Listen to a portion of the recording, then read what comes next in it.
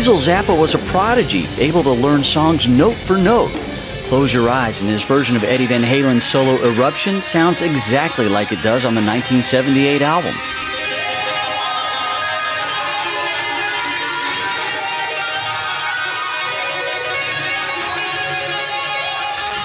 That ability is the key to his project called Zappa Plays Zappa,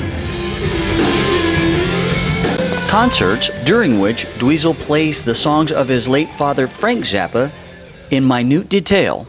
Our approach to it is to be as unadulterated as possible, and we do the arrangements to match whatever version it is. If we're doing a live version from a period, it will have all of those same textures and timbre of instrumentation and all of those things. But when it comes to the improv moments, that's where each person in the band gets to show their personality. But as far as my own guitar playing goes, I try to play in a style that is very reminiscent of my father's, but also allow for my own ideas. There's a good combination of my style and my father's style mixed together.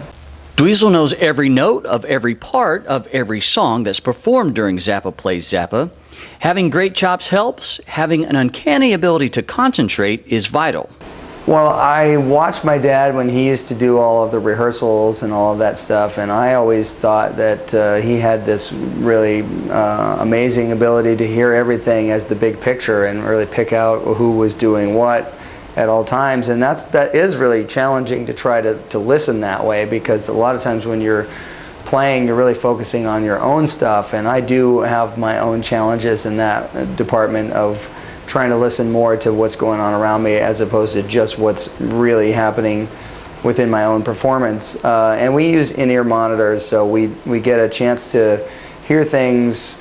On a good day, the mix sounds just like you would hear it as a record. You know, it sounds really nice and stereo image and all that stuff. So it does make it a little bit easier to hear what's going on. But overall, it does require a lot of concentration and dedication to the material to make sure that not only I'm playing my parts correctly, but everybody else is. And to that extent, you know, each night I listen to a stereo reference of the whole show to figure out what could be done better for the next show.